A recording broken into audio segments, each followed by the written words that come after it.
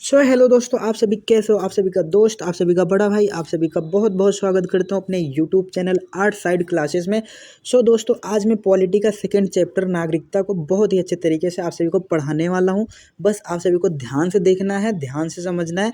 बाकी मैं बहुत ही अच्छे तरीके से आप सभी को पढ़ाऊँगा, पॉइंट टू पॉइंट पढ़ाऊँगा। एक एक पॉइंट आप सभी को बहुत ही अच्छे तरीके से पढ़ाते हुए चलूँगा दोस्तों, ठीक है। पहले हम नागरिकता का मतलब समझ लेते हैं, उसके बाद बाकी सारे चीज़ों को हम समझते हुए चलेंगे, ठीक है दोस्तों। नागरिकता का मतलब क्या होता है दोस्तों, हमने 2 पॉइंट में आप सभी को बहुत ही अच्छे तरीके से समझाया है दोस्तों, ठीक है। नागरिकता का मतलब क्या होता है, पहला पॉइंट हम लोग देखते हैं। पहला पॉइंट क्या कहता है, नागरिकता एक प्रकार की सुविधा होती है जो देश के सभी नागरिकों को दी जाती है, ठीक है दोस्तों। एक बार मैं फिर आप सभी को समझाता हूँ, ठीक है। नागरिकता एक प्रकार की सुविधा होती है जो देश के सभी नागरिकों को दी जाती है, ठीक है दोस्तों। पहला पॉइंट आप सभी को समझ में आ गया, ठीक है। दूसरा पॉइंट क्या कहता है दोस्तों, नागरिकता का सिद्धांत अरस्तू ने दिया था। देखिए दोस्तों, अगर आपसे कोई सवाल जवाब करता है कि नागरिकता का सिद्धांत किसने दिया है, तो आप सभी को बताना है नागरिकता का सिद्धांत अरस्तू ने दिया था। बस आप सभी को और कुछ नहीं बताना है। देखिए दोस्तों, जो कुछ भी अभी तक हमने पढ़ाया वो एक ट्रेलर था। अभी तो पिक्चर बाकी है, अभी हम लोग का चैप्टर स्टार्ट भी नहीं हुआ है दोस्तों। अब स्टार्ट होने जा रहा है, ठीक है दोस्तों। हम लोग स्टार्ट करते हैं अपना चैप्टर। तो हमारा चैप्टर स्टार्ट हो चुका है। उसका पहला पॉइंट आता है दोस्तों, नागरिकता का प्रावधान। नागरिकता के प्रावधान में पहला पॉइंट क्या है दोस्तों, आइए जानते हैं। बहुत ही अच्छे तरीके से पढ़ेंगे दोस्तों। अब हमारा चैप्टर स्टार्ट हुआ है, आप सभी एकदम सीरियस होके देखिए मैं क्या पढ़ा रहा हूँ, क्या समझाने की कोशिश कर रहा हूँ, ठीक है दोस्तों। आइए हम लोग समझते हैं। किसी भी आधुनिक देश की तरह भारत में दो तरीके के लोग रहते हैं। देखिए दोस्तों, किसी भी आधुनिक देश की तरह हमारे भारत में भी दो तरीके के लोग रहते हैं। बाकी देशों में भी दो तरीके के लोग रहते होंगे, उसी प्रकार से हमारे भारत में भी दो तरीके के लोग रहते हैं। कौन कौन से, पहला हो गया हमारा नागरिक, दूसरा हो गया विदेशी। अब आप सभी को डाउट ये होता होगा कि नागरिक क्या होते हैं और विदेशी क्या होते हैं। समझा रहे हैं ना, मैंने बोला है आप सभी को बहुत ही अच्छे तरीके से पढ़ाऊंगा दोस्तों। तो हम जान लेते हैं नागरिक क्या होते हैं और विदेशी क्या होते हैं। एक एक करके दोनों को बहुत ही अच्छे तरीके से समझ लेते हैं, ठीक है दोस्तों। तो आइए हम नागरिक का मतलब समझ लेते हैं। देखिए दोस्तों, नागरिक का मतलब क्या होता है, आइए जानते हैं। नागरिक भारत के पूर्ण सदस्य होते हैं। नागरिक जो होते हैं दोस्तों, वो भारत के पूर्ण सदस्य होते हैं। इन्हें सभी राजनीतिक और नागरिक अधिकार प्राप्त होते हैं। एक बार फिर से दोस्तों आप सभी को समझाने की कोशिश करता हूँ। नागरिक भारत के पूर्ण सदस्य होते हैं। इन्हें राजनीतिक और नागरिक अधिकार प्राप्त होते हैं। क्या समझ में आया। नागरिक जो होते हैं दोस्तों, भारत के पूर्ण सदस्य होते हैं। इन्हें सभी राजनीतिक और नागरिक अधिकार प्राप्त होते हैं। समझ में आ गया, ठीक है। आगे बढ़ते हैं, ठीक है दोस्तों।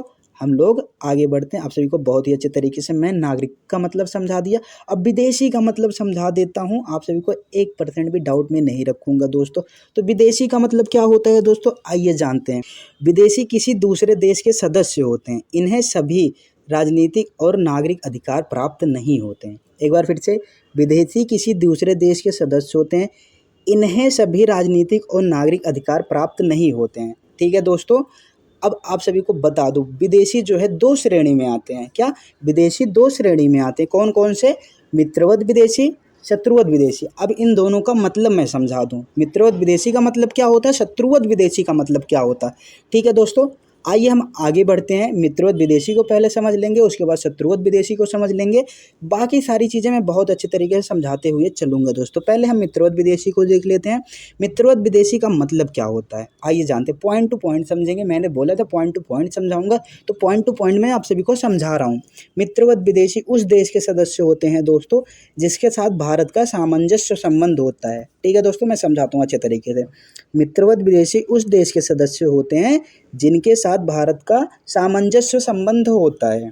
समझ में आ गया, ठीक है। तो हम शत्रुवत विदेशी की ओर बढ़ते हैं। शत्रुवत विदेशी का पहला पॉइंट क्या है दोस्तों, शत्रुवत विदेशी क्या होते हैं, आइए जानते हैं। शत्रुवत विदेशी उस देश के सदस्य होते हैं दोस्तों जिनके साथ भारत का युद्ध चल रहा हो। एक बार फिर से, शत्रुवत विदेशी उस देश के सदस्य होते हैं जिनके साथ भारत का युद्ध चल रहा हो। इनको जो है, शत्रुवत विदेशियों को मित्रवत विदेशियों की तुलना में कम अधिकार प्राप्त होते हैं। इसका क्या मतलब है दोस्तों, आप सभी को मैं अच्छे तरीके से समझा रहा हूँ। शत्रुवत विदेशी जो होते हैं उनको कम अधिकार प्राप्त होते हैं, किसकी तुलना में, मित्रवत विदेशियों की तुलना में शत्रुवत विदेशियों को कम अधिकार प्राप्त होते हैं। समझ में आ गया दोस्तों। मित्रवत विदेशी क्या होते हैं, शत्रुवत विदेशी क्या होते हैं, दोनों को बहुत ही अच्छे तरीके से आप सभी को समझा दिया। सो दोस्तों हम लोग आइए जानते हैं नागरिकों को कौन कौन से अधिकार प्राप्त हैं और विदेशियों को कौन कौन से अधिकार नहीं प्राप्त हैं। आइए अधिकारों के बारे में जान लेते हैं। ठीक है दोस्तों, उनके अधिकारों के बारे में, नागरिकों को कौन कौन से अधिकार दिए गए हैं, कौन कौन से अधिकार नागरिकों को हैं, वही अधिकार जो है विदेशियों को नहीं दिए गए हैं, उनको आइए जान लेते हैं। ठीक है दोस्तों, तो अधिकार ये हमारा हो गया टॉपिक। तो हमारे अधिकार के टॉपिक में पहला पॉइंट क्या है दोस्तों, आइए समझते हैं। बहुत ही अच्छे तरीके से समझाऊंगा दोस्तों, बस धीरे धीरे समझाऊंगा, इससे कोई प्रॉब्लम नहीं है आपको ना। ठीक है, तो पहला पॉइंट क्या कहता है दोस्तों, भारत का संविधान निम्न अधिकार नागरिकों को प्राप्त करता है। क्या कह रहा है दोस्तों, भारत का संविधान निम्न अधिकार नागरिकों को प्राप्त करता है और यही अधिकार विदेशियों को प्राप्त नहीं है। एक बार फिर से, भारत का संविधान निम्न अधिकार नागरिकों को प्राप्त करता है और यही अधिकार जो है विदेशियों को नहीं प्राप्त है। ठीक है, कौन कौन से अधिकार हैं आइए जानते हैं। पहला क्या है, धर्म, नस्ल, जाति, लिंग और जन्म स्थान के विरुद्ध भेदभाव का अधिकार। एक बार फिर से आप सभी को समझा रहा हूँ दोस्तों, धर्म, नस्ल, जाति, लिंग और जन्म स्थान के विरुद्ध भेदभाव का अधिकार, ये पहला अधिकार हो गया। अब दूसरा अधिकार कौन सा है दोस्तों, लोक रोजगार में अवसर की समानता का अधिकार। दूसरा अधिकार क्या है दोस्तों, लोक रोजगार में अवसर की समानता का अधिकार। तीसरा अधिकार क्या है दोस्तों, वाक एवं अभिव्यक्ति की स्वतंत्रता का अधिकार। क्या, वाक एवं अभिव्यक्ति की स्वतंत्रता का अधिकार। ठीक है दोस्तों, हमारा चौथा अधिकार कौन सा है, संस्कृति एवं शैक्षणिक अधिकार। तो अभी हमारे कुछ अधिकार बच रहे हैं। ठीक है दोस्तों, उनको हम ऐसे ही आगे पढ़ लेते हैं। ठीक है दोस्तों, आप सभी को चारों अधिकार समझ में आ गए। आइए पांचवा छठवा जितने भी अधिकार और बच रहे हैं उनको समझ लेते हैं। ठीक है दोस्तों, सो दोस्तों हमारा पांचवा अधिकार क्या कहता है, आइए जानते हैं। बहुत ही अच्छे तरीके से धीरे धीरे समझते हुए चलेंगे दोस्तों। ठीक है, पांचवा अधिकार यह कहता है दोस्तों, लोकसभा और राज्य विधानसभा में चुनाव में मतदान करने का अधिकार। लोकसभा और राज्य विधानसभा में चुनाव में मतदान करने का अधिकार। ठीक है दोस्तों, ये हमारा पांचवा अधिकार हो गया। छठवां अधिकार क्या कहता है, सांसद और विधायक का चुनाव लड़ने का अधिकार। क्या, सांसद और विधायक का चुनाव लड़ने का अधिकार, ये हमारा छठवां अधिकार हो गया। सातवां अधिकार क्या है दोस्तों, सरकारी पदों पर पहुंचने के लिए योग्यता का अधिकार। सातवां अनुच्छेद क्या कहता है दोस्तों, सरकारी पदों पर पहुंचने के लिए योग्यता का अधिकार। समझ में आ गया, सारे अधिकार को मैंने बहुत ही अच्छे तरीके से समझा दिया दोस्तों। और हाँ, ये सारे अधिकार तो हमको मिले हैं लेकिन विदेशियों को नहीं मिले हैं, ये केवल नागरिकों के लिए। ये जो अधिकार हम आप सभी को बताए, 7 अधिकार 8 अधिकार जो मैंने आप सभी को बताए, ये केवल विदेशियों नागरिकों के लिए, विदेशियों के लिए नहीं है। पहले भी समझाया था, अभी भी समझा रहा हूँ। ठीक है दोस्तों, और इतने सारे अधिकार हम सभी को दिए गए हैं तो कुछ कर्तव्य भी हैं इसके। तो आइए कर्तव्य को देख लेते हैं, कौन कौन से कर्तव्य हम लोग को करना है, हम लोग के लिए कौन कौन से कर्तव्य हैं। ठीक है दोस्तों, मैं आप सभी को एक एग्जाम्पल देना चाहता हूँ। चैप्टर से रिलेटेड नहीं है, चैप्टर से रिलेटेड ही है लेकिन चैप्टर की बात नहीं कर रहा हूँ अभी के लिए। ठीक है दोस्तों, देखिए मान लीजिए आपके पापा जो हैं आपकी देख रेख करते हैं, आपको बहुत सारे अधिकार दिए हैं, आपको खाने पीने का हर एक चीज़ का अधिकार है, उठने बैठने का अधिकार है, आपके पापा दिए हैं। ठीक है दोस्तों, तो आपका भी फ़र्ज बनता है ना, आपका कर्तव्य बनता है कि हम भी पापा के लिए कुछ करें ना। वही बातें यहाँ पे भी कह रहा है कि हमारा भारतीय संविधान, हमारा देश हमको इतना अधिकार दिया है तो हमारा भी कर्तव्य भी बनता है कि हम भी देश के लिए कुछ करें। तो वही उसी कर्तव्य को हम लोग पढ़ने चल रहे हैं। ठीक है, क्या पहला पॉइंट क्या कहता है दोस्तों, उपयुक्त अधिकारों के साथ साथ नागरिकों के कुछ कर्तव्य भी होते हैं जो देश के लिए होते हैं। एक बार फिर से दोस्तों, एक बार फिर से रिपीट करता हूँ। पहला पॉइंट क्या कहता है दोस्तों, उपयुक्त अधिकारों के साथ साथ नागरिकों के कुछ कर्तव्य भी होते हैं जो देश के लिए होते हैं। ठीक है दोस्तों, तो एक एक करके मैं समझाता हूँ। ठीक है, पहला क्या कर्तव्य है दोस्तों, कर अदा करना। दूसरा क्या है, देश की रक्षा करना। तीसरा क्या है, राष्ट्रीय ध्वज का सम्मान करना, राष्ट्र गान एवं राष्ट्र गीत का सम्मान करना। ठीक है दोस्तों, आदि शामिल हैं। बाकी सारे को मैं नहीं बताऊंगा, अभी नहीं बताऊंगा, बाद में बताऊंगा जब आपको ज़रूरत पड़ेगी। यहाँ तक समझ में आए, एक बार फिर से मैं समझाता हूँ।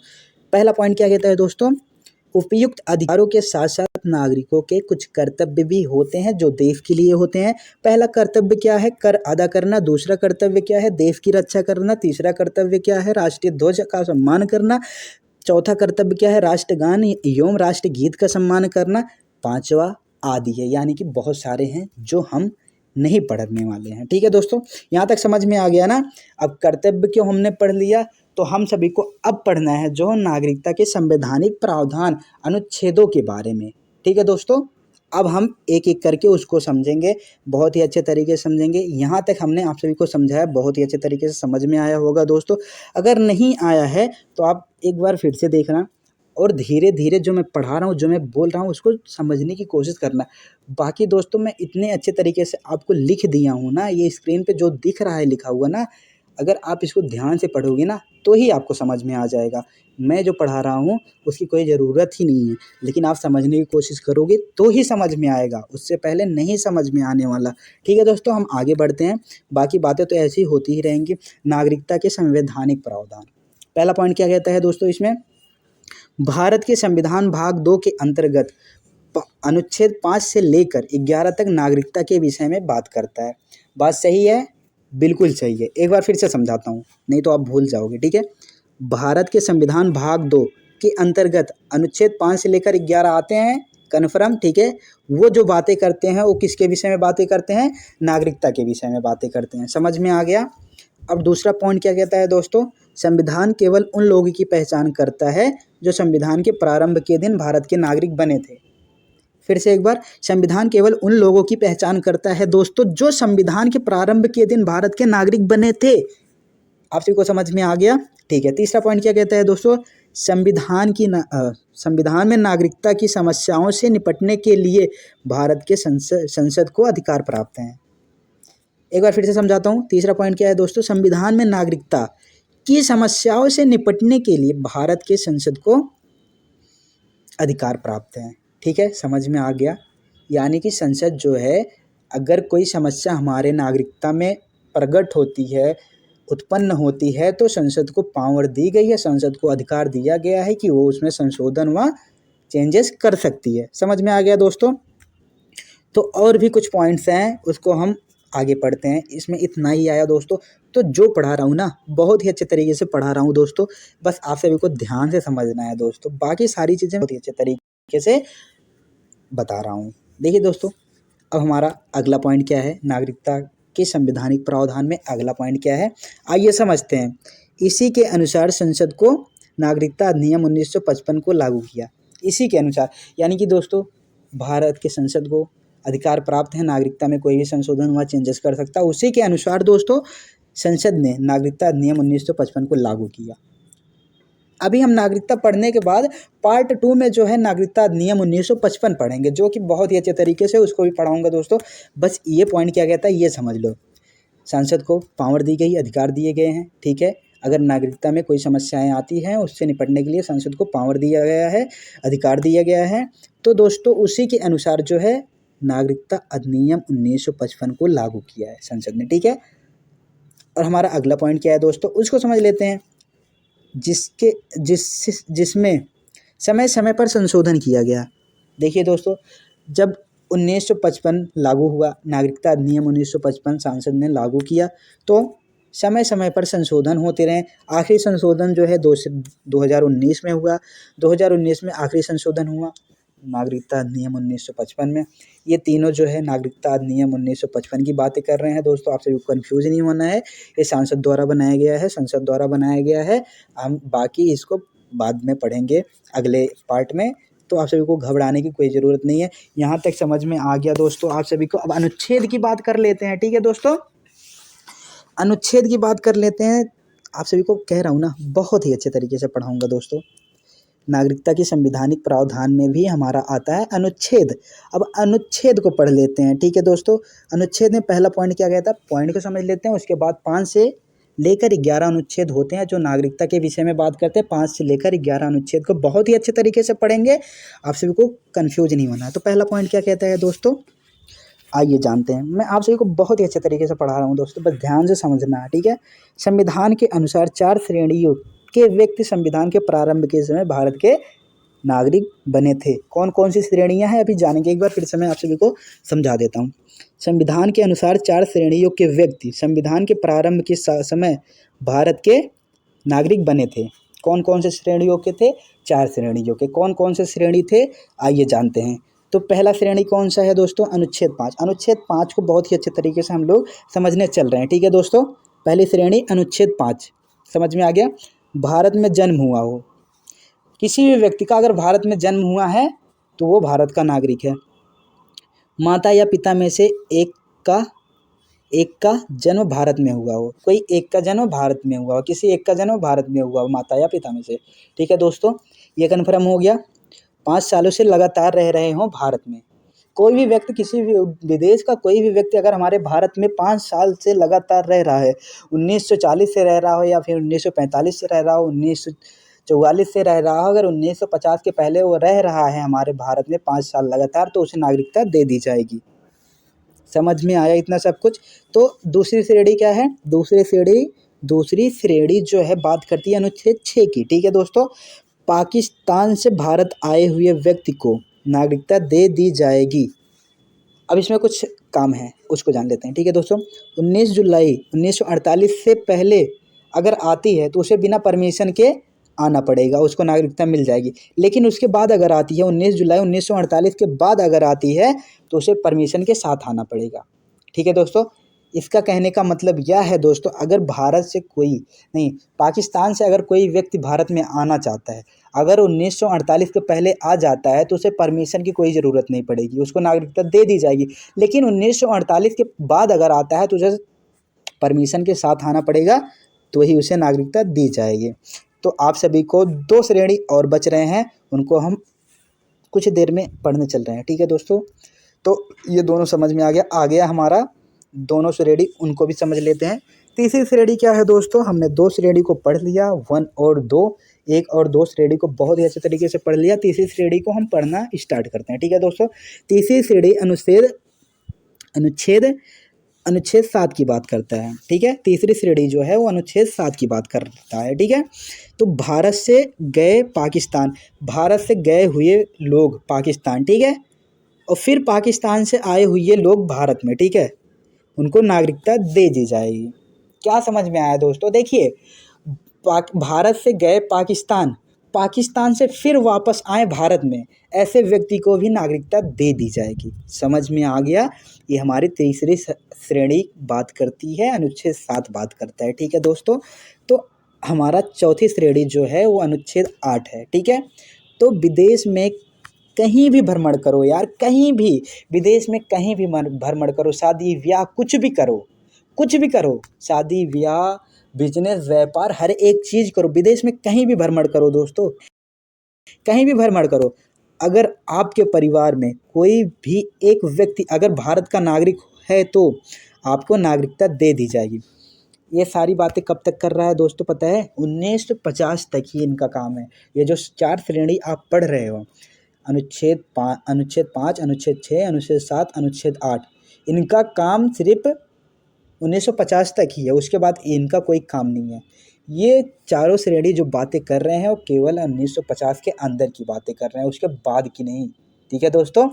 तो इन चारों श्रेणियों का काम सिर्फ कब तक है? 1950 तक ही है, ठीक है दोस्तों।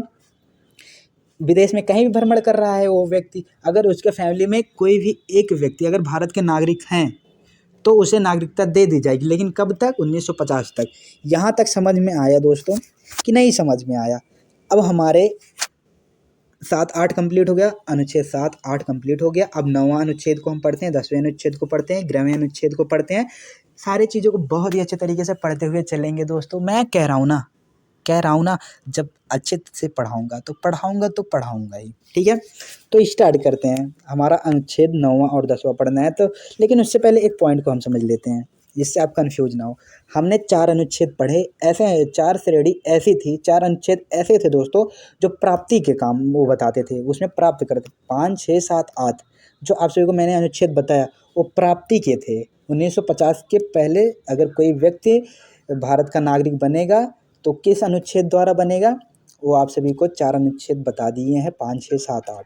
ये जो आप सभी को बताने चल रहा हूँ ये कौन से हैं आप सभी को ऐसे बता दूं, नागरिकता की समाप्ति करने वाले अधिकार हैं, ठीक है, समझ में आया। 9 और 10 जो है ये समाप्ति करने वाले हैं, और जो 4 हमने बताया 5, 6, 7, 8 वो प्राप्ति के थे, 9, 10 ये जो समाप्ति के हैं। तो हम लोग स्टार्ट करते हैं। पहला पॉइंट क्या कहता है दोस्तों? नागरिकता की समाप्ति करने वाले दो अनुच्छेद होते हैं। कौन कौन से? 9 और 10। ठीक है दोस्तों, पहला अनुच्छेद यानी कि पहला श्रेणी, दो अनुच्छेद हमने बताया। पहला अनुच्छेद ऐसा है कि अनुच्छेद 9, ठीक है, अगर आप विदेश की नागरिकता को लेते हैं तो आपकी भारत की नागरिकता खत्म हो जाएगी। कितना अच्छे तरीके से, कितना सिंपल वर्ड में मैंने आप सभी को बता दिया। अनुच्छेद 9 क्या कहता है दोस्तों, आप सभी को पता है? विदेश की अगर आप नागरिकता लेते हो तो भारत की नागरिकता खुद ब खुद अपने आप खत्म हो जाएगी, उसको ख़त्म करने की आवश्यकता ही नहीं पड़ती है। ठीक है, अनुच्छेद 9 यह कहता है अगर आप विदेश की नागरिकता लेते हो तो आपकी भारत की नागरिकता ऑटोमेटिकली ख़त्म हो जाएगी। ठीक है दोस्तों, हमारा दूसरा अनुच्छेद यानी कि 10वां अनुच्छेद क्या कहता है? देश विरोधी काम नहीं करोगे तो आपकी नागरिकता बनी रहेगी। क्या? अगर आप देश विरोधी काम नहीं करते हो तो आपकी नागरिकता बनी रहेगी, अगर आप देश विरोधी काम करते हो तो आपकी नागरिकता खत्म कर दी जाएगी। ये कौन सा अनुच्छेद कह रहा है दोस्तों? 10वां अनुच्छेद कह रहा है। 10वां अनुच्छेद क्या कह रहा है दोस्तों? अगर आप देश विरोधी काम नहीं करोगे तो आपकी नागरिकता बनी रहेगी, अगर आप देश विरोधी काम करते हो तो आपकी नागरिकता खत्म कर दी जाएगी। ठीक है दोस्तों, तो फिर एक बार मैं बता रहा हूँ, अनुच्छेद 5, अनुच्छेद 6, अनुच्छेद 7, अनुच्छेद 8 ये प्राप्ति के अनुच्छेद थे, ये प्राप्त करने वाले अनुच्छेद थे। ठीक है दोस्तों, और ये जो मैं आपको अनुच्छेद 9, अनुच्छेद 10 बता रहा हूँ ये समाप्ति के हैं। ठीक है दोस्तों, कंफ्यूज नहीं होना है। अब आप सभी को एक अनुच्छेद बच रहा होगा, कौन सा? आपको ये कौन सा बच रहा? 11। तो 11 को भी हम लोग समझ लेते हैं, 11वें अनुच्छेद में क्या है उसको भी बहुत अच्छे तरीके से हम लोग समझ लेते हैं। देखो यार दोस्तों, मैं आप सभी को बहुत ही अच्छे तरीके से पढ़ाऊंगा, बस आप सभी मुझ पर भरोसा तो रखो। ठीक है दोस्तों, हमारा 11वां अनुच्छेद क्या कहता है आइए समझते हैं। तो उसमें कुछ पॉइंट हैं, आइए जान लेते हैं। तो दोस्तों, नागरिकता के लिए कानून बनाने वाला अधिकार, नागरिकता के लिए कानून बनाने वाला अधिकार, अरे अनुच्छेद। ठीक है दोस्तों, मेरे से थोड़ी प्रॉब्लम होती है, लेकिन आप जब आपके सामने लिखा गया है तो मेरी वॉइस थोड़ी भी मिस्टेक हो जा रही है तो उससे कोई प्रॉब्लम नहीं पड़ने वाला ना। ठीक है दोस्तों, एक बार फिर से आप सभी को समझा रहा हूँ। ठीक है, नागरिकता के लिए कानून बनाने का अनुच्छेद, नागरिकता के लिए कानून बनाने वाला अनुच्छेद कौन सा है? 11वां। आप सभी को हमने बताया था कि जो है अगर नागरिकता में कोई समस्याएं आती हैं तो उससे निपटने के लिए संसद को पावर दी गई है। तो संसद ने क्या बनाया था? नागरिकता अधिनियम 1955 को लागू किया, सरकार ने शक्ति दी है संसद को। मैं बार बार एक ही बात क्यों बोलता हूँ दोस्तों। तो आइए जानते हैं 11वां अनुच्छेद क्या कहता है। 11वां अनुच्छेद दोस्तों हमारा क्या कहता है? तो 11वां अनुच्छेद क्या कहता है दोस्तों, आइए जानते हैं। 26 जनवरी 1950 के बाद अगर किसी व्यक्ति को नागरिकता लेनी है या फिर समाप्त करनी है तो उसके लिए संसद कानून बनाएगी। अगर आपसे कोई पूछता है दोस्तों कि नागरिकता अधिनियम 1955 किस अनुच्छेद द्वारा बनाया गया है, किस अनुच्छेद द्वारा बनाया गया है, तो आपको क्या बताना है? अनुच्छेद 11 द्वारा नागरिकता अधिनियम 1955 को बनाया गया है। तो मैं आप सभी को सारी चीज़ों को इतना अच्छा बता दिया, आप सभी को फिर मुझे आवश्यकता नहीं है फिर बताने की, लेकिन मैं अनुच्छेदों को एक बार फिर से रिपीट कर दे रहा हूँ। ठीक है दोस्तों, 5, 6, 7, 8 अनुच्छेद जो है वो प्राप्ति का बताते हैं, नागरिकता प्राप्त करने का बताते हैं, और 9 और 10 जो है वो समाप्त करने का बताते हैं, नागरिकता को समाप्त करने की विधि बताते हैं। ठीक है, और 11वां अनुच्छेद जो है हमारा वो जो है क्या बताता है ना, आपको अगर नागरिकता समाप्त करनी है या फिर नागरिकता लेनी है तो उसके लिए संसद कानून बनाएगी। तो आप सभी को मैं अच्छे तरीके से समझा दिया दोस्तों। तो अब हमको फिर ज़रूरत नहीं पड़ेगी इन सारी चीज़ों को समझाने की। अगर आपको एक बार में नहीं समझ में आया हो दोस्तों तो फिर दोबारा ज़रूर देख लेना, और बहुत ही अच्छे तरीके से मैं समझाया हूँ। तो पार्ट 2 में जो है ना नागरिकता अधिनियम 1955 आप सभी को मैं पढ़ाऊँगा। ठीक है दोस्तों, ठीक है दोस्तों, आप सभी को दिल से धन्यवाद कहना चाहता हूँ कि आप सभी ने हमारी वीडियोस को देखा और वीडियोस को समझने की कोशिश की। तो अब एक पॉइंट और बच रहा है, कौन सा पॉइंट है गेस करो। ये देखो क्या लिखा गया है, आप सभी को दिख रहा होगा। पार्ट 2 को ज़रूर देखें। तो आपने नागरिकता को तो पढ़ लिया, बहुत ही अच्छे तरीके से हमने बता दिया, आप सभी को बहुत ही अच्छे तरीके से समझ में आ जाएगा। बट पार्ट 2 को भी ज़रूर देखो, नागरिकता अधिनियम 1955, क्योंकि नागरिकता से रिलेटेड है नागरिकता अधिनियम 1955। ये हमने जो आप सभी को बताया, नागरिकता पढ़ाया, ये इसमें कोई नियम और कानून नहीं है दोस्तों। और संसद ने जो है नागरिकता अधिनियम 1955 को लागू किया। अगर 1950 के बाद कोई व्यक्ति नागरिकता लेना चाहता है तो उसके लिए कुछ विधियाँ बनाई गई हैं जो हम नागरिकता अधिनियम 1955 में पढ़ेंगे। ठीक है दोस्तों, आप सभी को टेंशन नहीं लेना है, मैंने बहुत ही अच्छे तरीके से आप सभी को समझा दिया है। और हाँ, छोटा सा कुछ और लिखा है दोस्तों, इस वीडियो की PDF लिंक डिस्क्रिप्शन बॉक्स में है। इससे क्या समझ में आ रहा है दोस्तों पता है? आप सभी को अगर इस वीडियो की PDF लिंक चाहिए, PDF चाहिए, तो आपको डिस्क्रिप्शन बॉक्स में जाना है, वहीं पे लिखा गया होगा टेलीग्राम PDF लिंक, तो आप सभी को उस पर क्लिक करना है। अगर आपका मन, चैनल को ज्वाइन भी कर सकते हो, मत ज्वाइन करो लेकिन पढ़ सकते हो, आप सभी को PDF मिल जाएगी। हाँ दोस्तों, मैं आप सभी से एक रिक्वेस्ट करना चाहता हूँ कि आप बहुत ही मेहनत से पढ़ो यार, क्योंकि पढ़ने का मज़ा ही कुछ और है। अगर पढ़ रहे हो ना तो अच्छे तरीके से पढ़ो, वरना फिर मम्मी पापा का पैसा जो है नष्ट जो कर रहे हो, ख़त्म कर रहे हो, व्यर्थ कर रहे हो मम्मी पापा की मेहनत, मम्मी पापा का पैसा जो दे रहे हैं। तो अगर नहीं पढ़ना है तो दोस्तों मत बर्बाद करो। आपके मम्मी पापा खा पी सकते हैं, उससे नया घर बना सकते हैं, आपको जितना पैसा देते हैं उससे वो अपना घर बना सकते हैं, वो अच्छे खासे रह सकते हैं। तो यार दोस्तों, मैं आप सभी को डीमोटिवेट नहीं करना चाहता हूँ। जब आपके मम्मी पापा इतना मेहनत करते हैं आप सभी के लिए, आप सभी के लिए दिन रात एक कर देते हैं मेहनत करने के लिए, खेती करते हैं, क्या करते हैं, मजदूरी करते हैं, कैसे भी आपको पैसा दे रहे हैं, तो उन सभी उनकी मजबूरी को समझो और पढ़ाई को अच्छे से स्टार्ट कर दो। ठीक है दोस्तों, और मैं आप सभी से कुछ नहीं कहना चाहता हूँ यार, चैनल को सब्सक्राइब कर लो, लाइक कर लो, कमेंट कर लो।